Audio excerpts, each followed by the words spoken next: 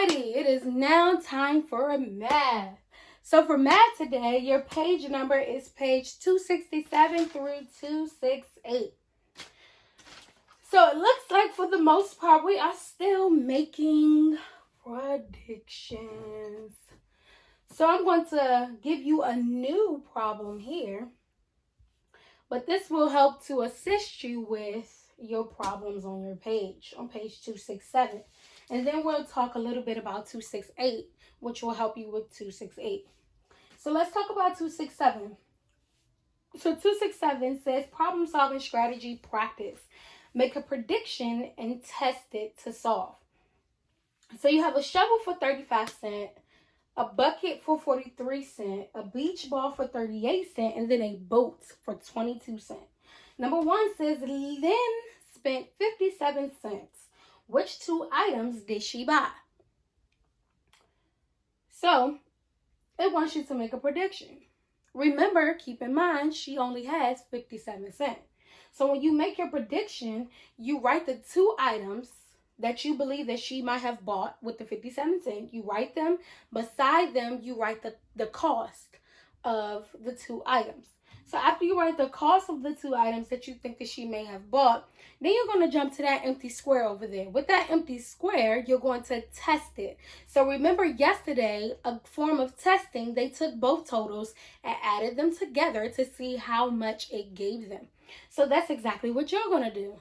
You're going to see if your prediction was either correct, slightly off, or, maybe all the way off. But remember, it's just a prediction, so there's no right or wrong answer with a prediction. So let's say you may have maybe you chose a shovel, and then you might have chose the bucket. So let's say you chose the shovel and the bucket. So now what I'm going to do on the lines, I'm going to write shovel. Beside shovel, I'm going to write 35 cents. On the second line, I'm going to write bucket. Beside bucket, I'm going to write 43 cents.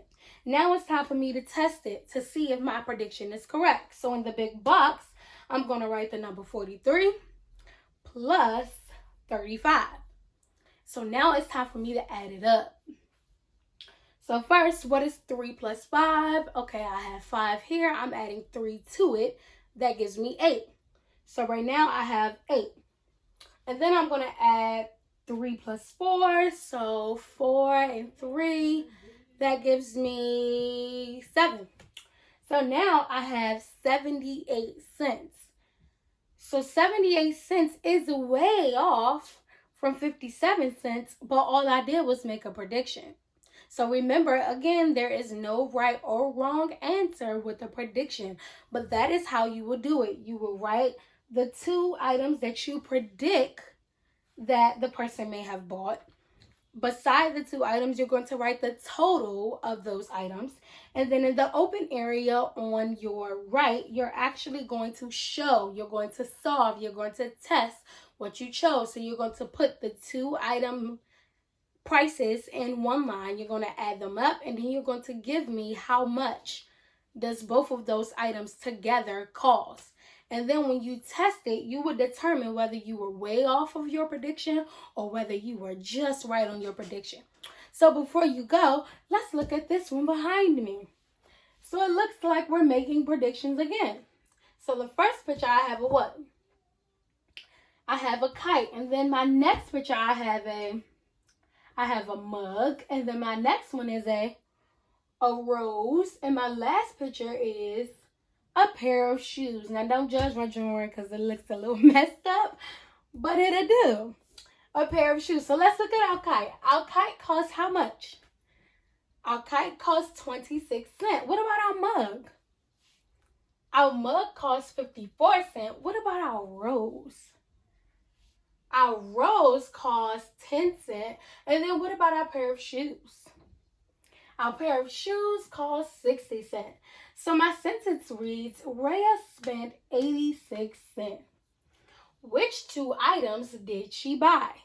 So of course, it's time for me to work it out.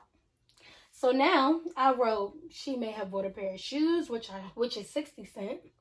She may have bought a kite, which is 26 cents.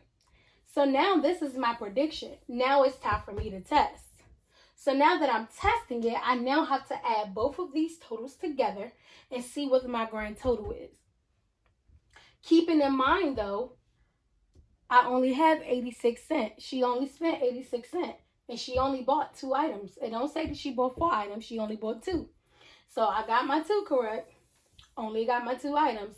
Now I have to see if my prediction was correct or far off. Let's see. So 26 plus 60 cents gives me 86 cents. So remember, she spent 86 cents. And what I chose for her to buy was 86 cents. So my prediction was correct. But remember, again, a prediction is just a prediction. It doesn't have to be right or wrong. It's totally up to you because it's your prediction. Remember, a prediction is something that you think will happen, an outcome that you think will happen. It's just a thought process. A prediction is something that you think. So remember, there's no right or wrong answer. All right? So now let's look at page 268. On page 268, it says mixed strategy practice. Use the items. Choose a strategy to solve. So right now you have a pencil for 35 cents. Excuse me, you have an eraser for 22 cents. And then you have a marker for 62 cents. So number 1 says, Mia wants to buy 1 pencil for Hal and 1 for Pam. Will 3/4 be enough? So first, let's see how much is 3/4. So I know that 1/4 gives me how much? 1/4 gives me 25 cents. So if I add another quarter to 25 cents, that gives me how much? That's right, it gives me 50 cents. So let's say I add 1 more quarter because I have 3/4.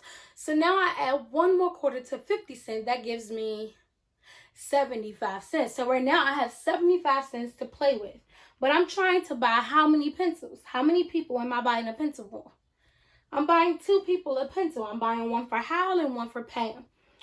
But I only have 75 cents. So how much is a pencil?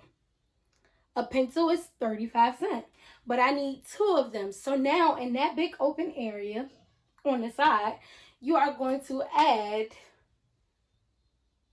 35 plus 35. So now that I have 35 plus 35 written on the open space on the right hand side, now it's time for me to add. So I know that 5 plus 5 automatically gives me 10. Good job. So I'm putting my 0 down and I'm doing what with my 1? I'm carrying it over to the 10th column. So now I have 1, 3, 3. So what is 1 plus 3? 1 plus 3 is 4. Good job. And then add 3 more to 4. That gives me 7. Nice job. So right now, my grand total is 70 cents. But how much money does she already have? How much money does Mia already have? Mia already has 75 cents because 3/4 equal 75 cents. So does Mia have enough money to buy Hal and Pam a pencil? She does. She does. She has 75 cents, but 2 pencils only cost 70 cents. So with that being said, how much cents will she have left over? If you said 5, you are definitely correct because 75 cents minus 70 cents leaves you with a grand total of 5 cents. So you're going to keep that same method going for numbers 2 through 4. You guys got this.